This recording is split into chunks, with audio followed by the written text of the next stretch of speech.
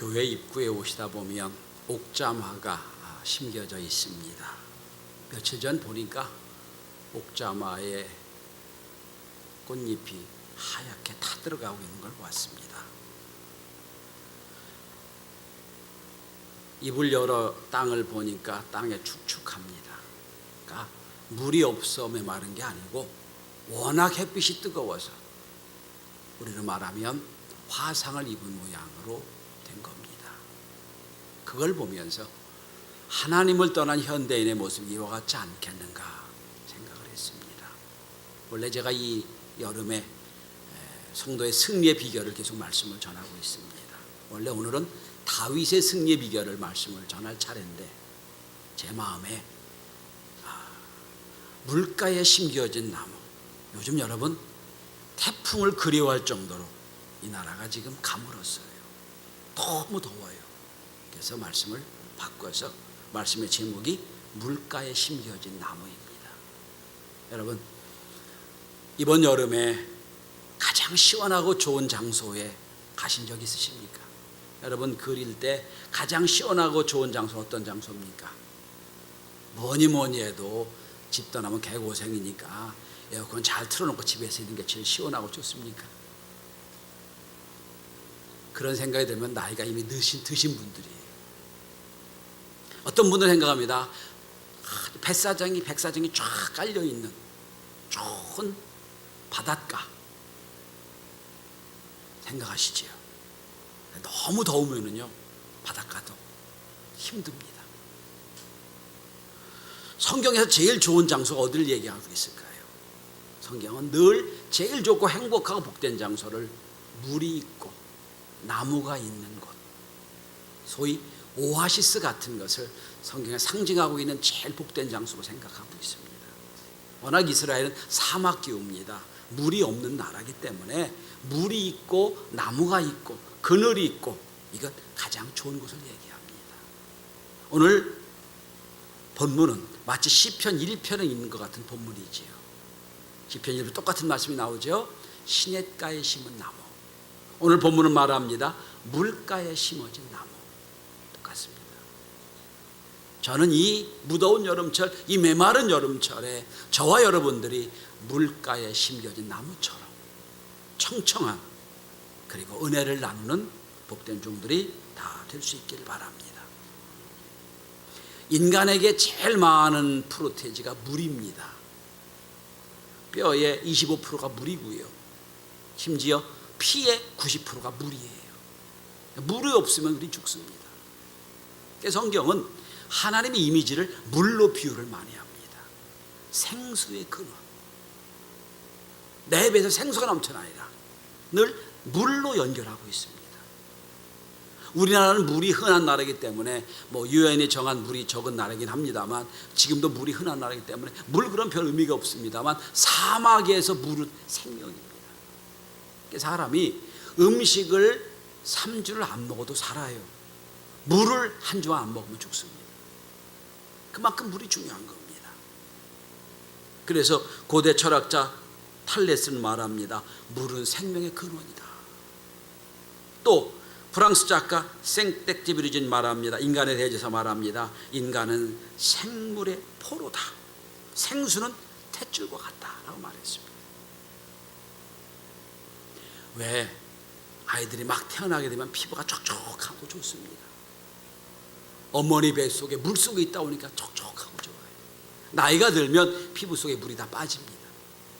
아무리 찍어 바르고 아무리 난리를 펴도 점점 물이 빠지면 늙게 돼 있어요. 그래서 의사는 말합니다. 적어도 물을 몇 리터 이상 계속 드십시오. 자, 오늘은 그 물가에 심겨진 나무를 말씀하려고 합니다. 저는 오늘 본문을 통하여 과연 우리가 지금 어디 있는가? 우리가 과연 복을 받을 성도고 복을 받을 민족이 되어야 되는데 어떻게 하면 복을 받을 수 있겠느냐는 말씀을 함께 나눠보고 은혜를 나누고자 합니다. 오늘 성경은 두 종류의 인간이 있다고 전제하고 말씀합니다. 첫째, 복을 받지 못한 사람이 있어요. 오늘 본문의 5절 6절은 그 말씀을 하고 있습니다. 복을 받지 못한 사람입니다. 그런데 6절을 보면 복을 받지 못한 사람의 특징을 물이 메마른 것으로 비유하고 있습니다. 자, 본문 한번 보십시오. 사막의 떨기나무, 광야, 건건한 땅, 사람이 살지 않는 땅, 다 뭐예요? 물이 없는 땅을 얘기하는 거예요. 물이 메마른 땅. 여러분, 근데 여러분, 산다고 다 사는 게 아니에요. 생존하는 사람이 있어요. 겨우겨우 사는 사람. 이건 광야의 떨기나무처럼 사는 거예요. 혹시 여러분 나중에 성지순례 가시면 알겠습니다만 광야에 떨기나무가 있는데 이건 나무도 아니고 풀도 아니에요. 겨우 붙어있는 떨기나무예요. 그래서 성경은 떨기나무 같은 사람을 썼다는 얘기는 볼품없고 부족한 사람을 썼다는 뜻이에요. 떨기나무처럼 겨우 생존하는 사람이 있어요. 광야에 건건한 땅에, 물이 없는 땅에 사는 사람. 자, 아무리 좋은 땅도요 3년을 비가 안 오면 사막이 된다. 선인장도 사막에선 1년에 1cm 자랄까 말까 한대요. 근데 여러분 한국에 오면 1년에 10cm가 자라요. 물이 있기 때문에 다른 거예요. 자, 그러면 복을 받지 못한 사람의 특징이 물이 없는 건조한 땅, 메마른 땅에 사는 것으로 상징하고 있는데 어떤 사람들이냐? 한번 본문을 가지고 5절 한번 주목해서 한번 보시기 바랍니다. 5절에 보면 한마디로 말씀드리면 누가 복받지 못한 사람이냐? 하나님을 의지하지 않는 사람을 얘기합니다. 그런데 그 사람들의 특징이 있습니다. 첫째로 5절에 보면 사람을 믿으며 라고 되어 있어요. 이때 사람은 히브리 원어로 아담이란 뜻입니다. 피조물이란 뜻이에요. 피조물이 피조물을 믿어요. 인간이 인간을 믿어요. 도움 줄 수가 없습니다. 두 번째 특징이 있습니다. 또 얘기합니다. 육신으로 힘을 삼으며, 이때 육신도 사람을 얘기하는 겁니다. 히브리어로 바사르란 단어인데 이건 혈육, 친족을 의미합니다. 그러니까 어떤 사람은 사람을 의지하고 어떤 사람은 자기를 도와줄 만한 친족과 가족을 의지하는 사람이 있다는 거예요. 그리고 세 번째로 5절 하반절에 보면 마음이 떠난 사람, 이때도 사람이에요. 히브리어로 게베르란 단어인데 힘이 센, 힘이 절정이는 남자를 의미합니다. 다 뭐예요? 사람이에요. 사람. 아담을 의지하거나 바사를 의지하거나 그 다음에 게베를 의지하는, 하나님 아닌 사람을 의지하는 것, 이 사람이 복을 받지 못한 사람이라는 거예요. 왜 사람 의지함을 복을 받지 못하느냐? 여기 보면 마음이 하나님 여호와께 떠났다고 그랬죠. 마음이란 단어가 레브란 단어인데 이 말의 중심은 속사람, 가슴을 얘기합니다. 사람을 의지하면 우리 가슴 속에 하나님 의지하는 마음이 없다는 거예요. 이 사람은 복을 받지 못할 것이라는 거예요. 폴 트립 목사님이 쓴 경외라는 책이 있습니다. 이 책은 이렇게 얘기합니다. 하나님이 인간을 지으실 때 하나님을 경외하도록 지으셨다는 거예요.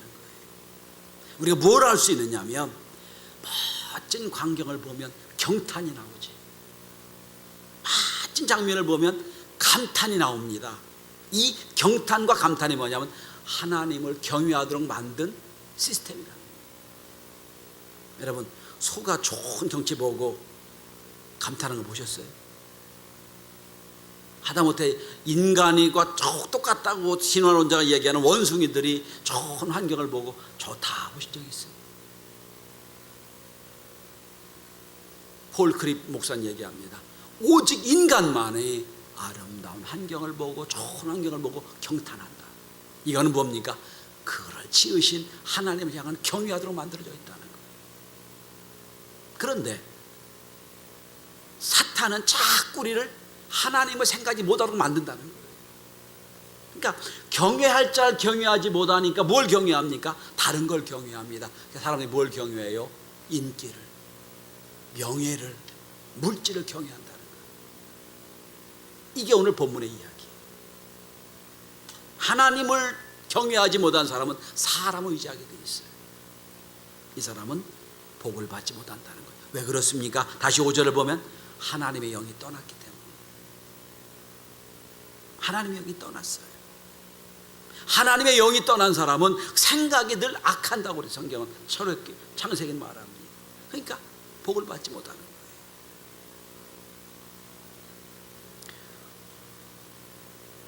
가장 막강한 군대를 갖고 있었지만 하나님을 부인하고 군대를 의지하다가 망한 역사적인 인물이 애굽의 바로 왕이에요. 세계를 움직이는 나라가 몇 나라들이 있어요.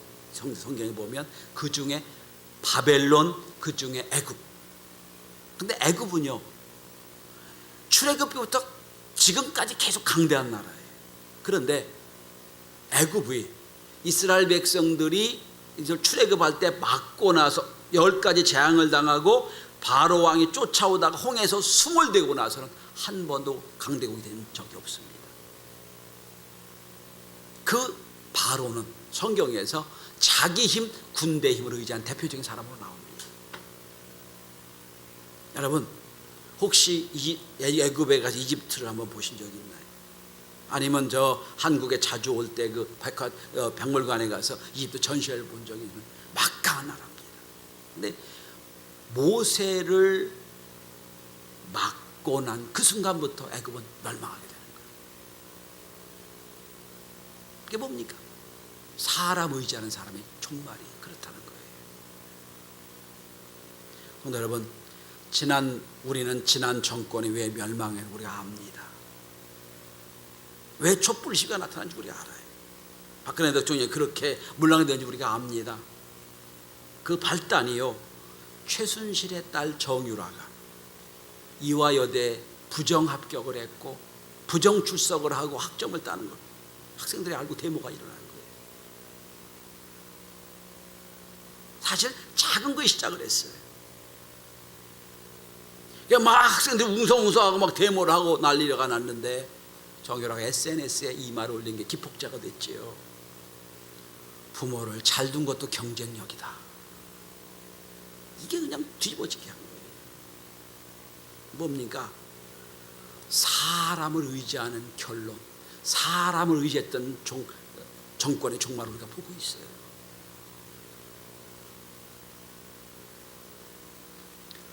여러분 오시면서 오늘은 아마 교회 벽이 좀 달라진 걸 보고 오셨을 거예요. 처음 오셨으면 다시 한번 보세요. 뭐가 있습니까? 태극기가 걸려 있지요. 언제부터인지 한국의 태극기는요, 보수 꼴통의 상징이 되어버렸어요. 참 불쌍한.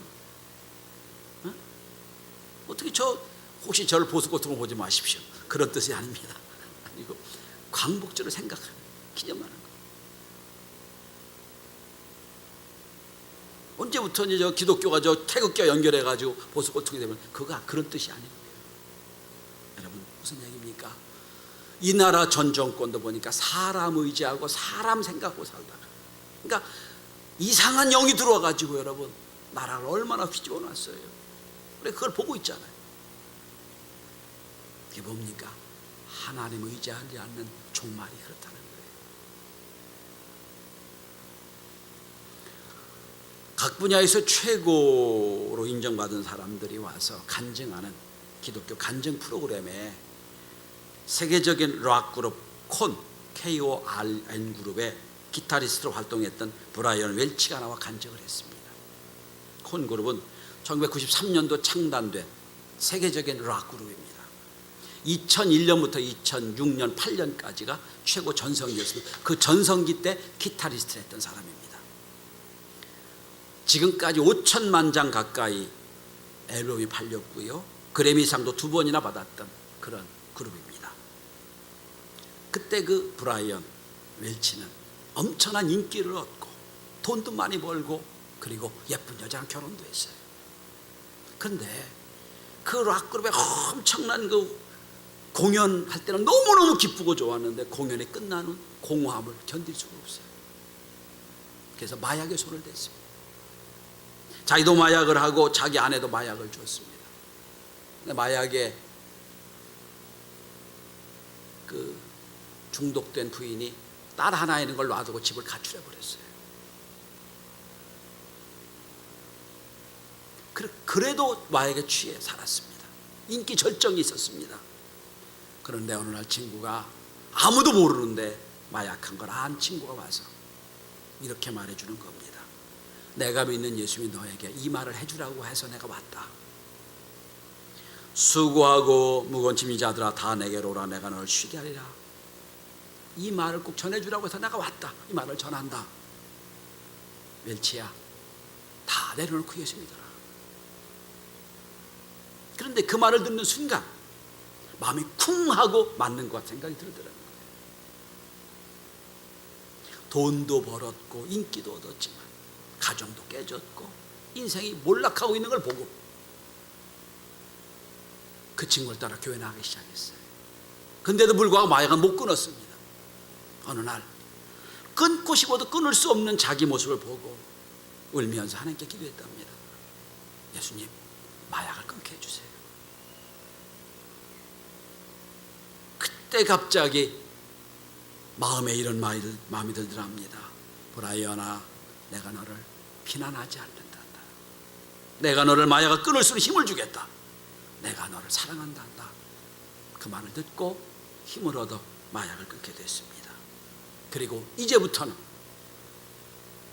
락그룹에서 기타리스트가 아니라 하나님을 경외하는 사람이 되겠다. 그래서 와서 간증한 곳이 I am second라는 곳입니다.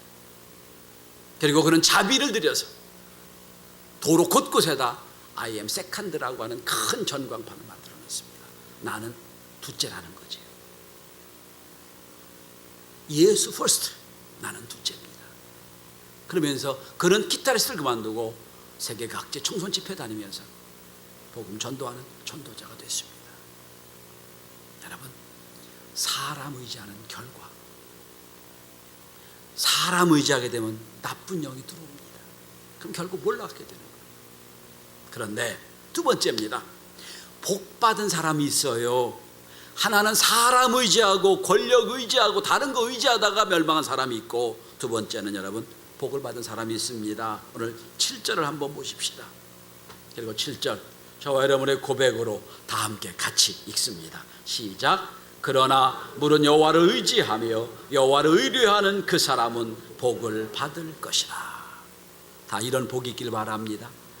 사람 의지하는 사람이 아니라, 권력 의지하는 사람이 아니라 하나님 의지하고 의뢰하는 사람 복이 있을 것이다. 그러면서 5절과 다르게 이미지가 어떤 이미지의 8절을 보시면 물가에 심어진 나무로 표현합니다. 앞에 5절은 물이 없는 메마른 땅을 얘기하고 복받은 사람은 뭡니까? 8절에 물가에 심겨진 나무. 이렇게 됩니다. 여러분, 물가에 심겨진 나무는 가물어도 걱정하지 않아요. 물가에 심겨진 나무는 해가 더 쨍쨍 찌릿쬐어도 오히려 더 단 열매를 맺습니다.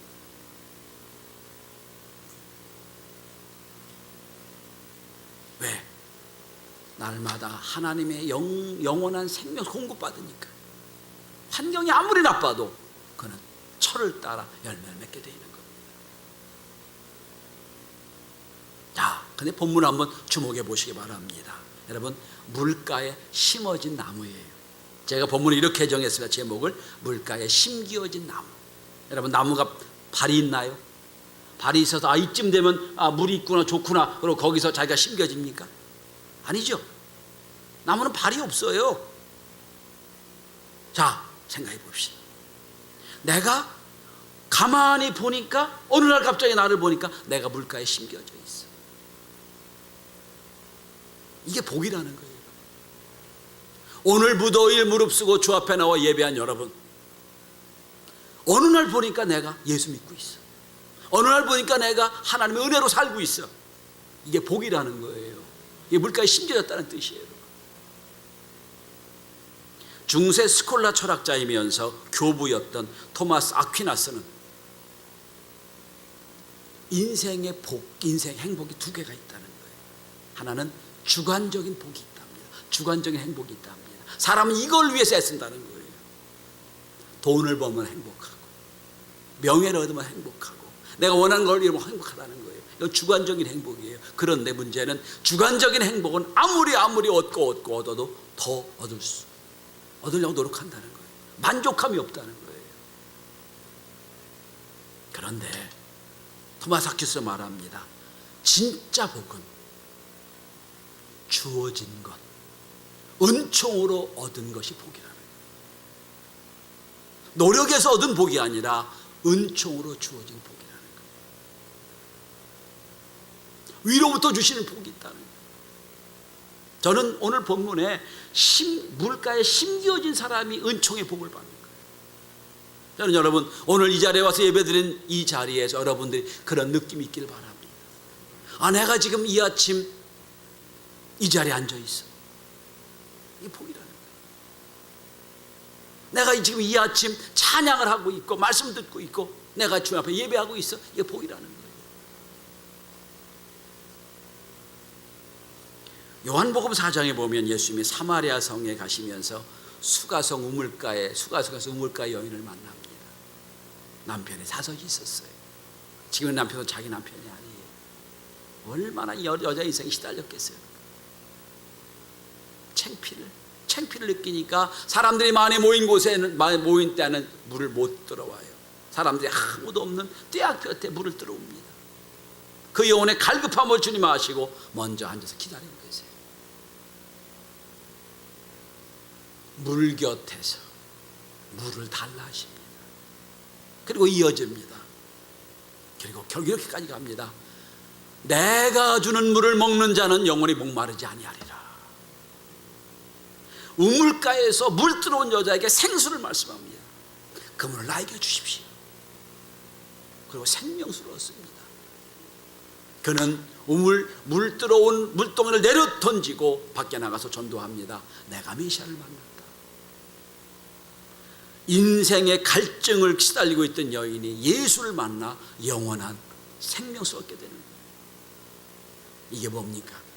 이게 주님이 그 인생에 찾아오신 거예요. 그래서 그 인생이 물가에 심은 나무가 된 거예요. 이 은혜가 있길 바랍니다. 꽤 오래전 이야기입니다. 꽤 오래전. 제가 학교에 있을 때 아주 말썽이 있던 학생이 하나 있었어요. 제가 담당이었기 때문에 불러서 상담도 하고 쭉 하고 힘들어하면 용돈도 주고 그러고 해서 2년을 제가 관리를 했어요. 그리고 어찌 해가지고 어디 직장에 취직을 시켰어요. 한참 뒤에 어떤 호텔에서 일하고 있는 걸 알게 됐습니다. 그리고 저에게 들려온 말이 이런 말이 들려왔어요. 그때 교수가 참 싫었는데 지금 보니까 그 교수를 만난 게 복이었다고. 제가 그런 말을 했어요. 그게 복이 아니고 내가 예수를 알게 된 게 복이라. 여러분, 오늘 여호와를 의뢰하는 사람, 의뢰하다는 말이 바타흐라는 단어인데 희망을 거는 뜻이 있습니다. 하나님께 희망을 거는 사람은 복이 있습니다. 또 여기 여호와를 의뢰하는 사람이라고 하는 말이 있습니다. 여호와를 의뢰하면 심지가 견고합니다. 그 복된 사람이 되는 거예요. 여러분, 저 광야에서 물이 없는 곳에서 겨우 생존하는 떨기나무로 사시겠습니까? 아니면 물가에 심는 나무처럼 시절을 쫓아 과실을 맺는 그 자리에 사시겠습니까? 근데 이미 여러분은 물가에 심겨진 나무임을 믿으시길 바랍니다. 그때 때마다 물을 공급받아 생명을 얻으면 되는 거예요. 저는 광복절을 앞두고 우리나라의 미래가 하나님 말씀에 사는 민족과 국가 되길 원해서 이 말씀을 전합니다. 여러분, 경제신문을 보니까 경제가 최악으로 치닫고 있는데 세금은 사상 최고로 거쳤답니다. 뭘 얘기하는 줄 아시지요? 너무 힘든 세월을 살고 있을 겁니다. 그런데 여러분 신명기 28장 1절 이하를 보면 하나님 분명히 이런 말씀하셨어요. 약속을 하셨어요. 내가 내 하나님 여호와의 말씀을 삼가 듣고 내가 오늘 내게 명령하는 명령을 지켜 행하면 내 하나님 여호와께서 너를 세계 민족 모든 민족에 뛰어나게 하실 것이다. 이 말씀을 믿습니다. 여러분 우리나라가 이렇게까지 잘 살고 있는 이유, 어떤 분은 얘기합니다. 산업화에 성공했다. 맞아요. 민주화에 성공했다. 맞아요. 그런데 저는 그 사회적으로 분석할 수 없는 그 밑바닥에 예수 믿는 사람의 기도가 있다고 생각해요. 그 기도가 있었어요. 60년대 70년대 여러분 시골에서 저 경상도 전라도 충청도에서 중학교도 졸업 못한 우리 누나들이 다 서울로 와요. 예수 믿던 사람들 올라와서 다 교회 다니면서 소위 공순이라는 말을 들으면서 힘들고 어려웠을 때 교회에 나와서 열심히 기도하고 그 힘으로 이 나라가 이렇게 된 겁니다. 그 밑바닥에 기도가 있었어요. 근데 80년대 후반부터 국가와 민족을 위한 기도는 우리가 게을리하고 있습니다. 여러분 신명기 28장 말씀처럼 내가 너를 세계 민족 위에 뛰어나게 하실 것이다. 이 약속을 받고 약속대로 세워지는 우리나라 우리 민족이 될 수 있길 바랍니다. 그걸 위하여 오늘 하나님을 의뢰하고 신뢰하는 저와 여러분이 다 될 수 있길 바랍니다.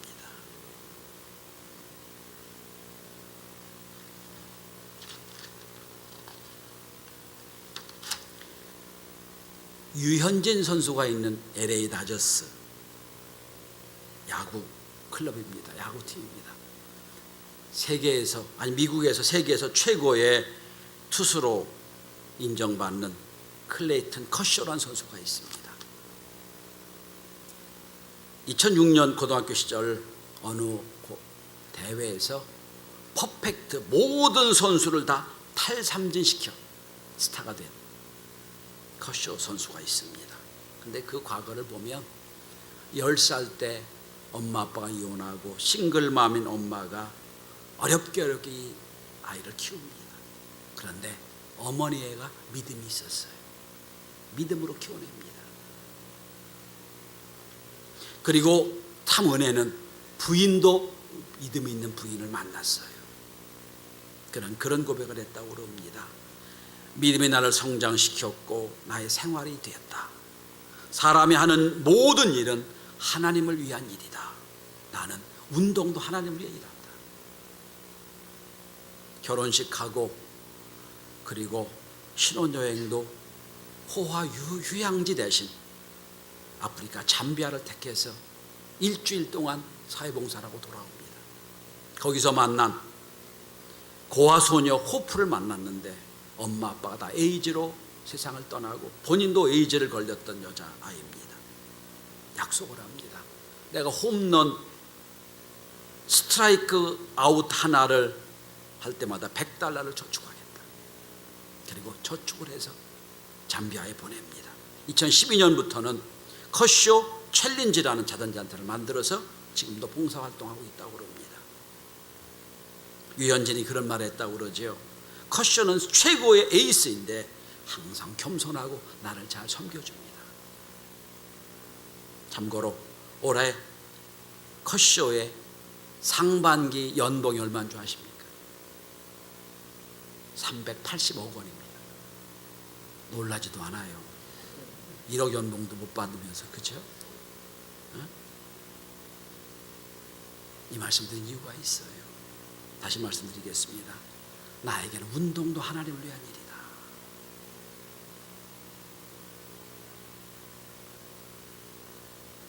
여러분, 하나님을 의지하고 하나님을 위한 삶을 살면 그의 인생이 에이스 인생이 될 겁니다.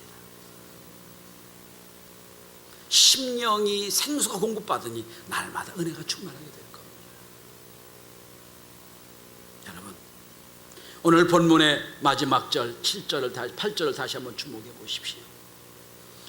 물가에 심겨진 나무가 그 뿌리를 강변에 뻗치고 더위가 올지라도 두려워하지 아니하며 급이 청청하며 가문을 해도 걱정이 없고 결실이 그치지 아니함 같으리라. 그는 앞에 여러분의 이름을 넣어서 한번 읽어보십시오. 그는이 아니야, 여러분이. 날마다 말씀의 깊이 말씀의 물가에 여러분 공급받아 때마다 열매를 맺고 어려운 가문을 해도 걱정이 없고 오히려 그 은혜가 충만한, 그래서 하나님을 경외하는 사람이 이렇게 복되고 잘 된다는 걸 보여주는 우리 경신의 모든 성도들이 될 수 있기를 바랍니다. 기도합니다.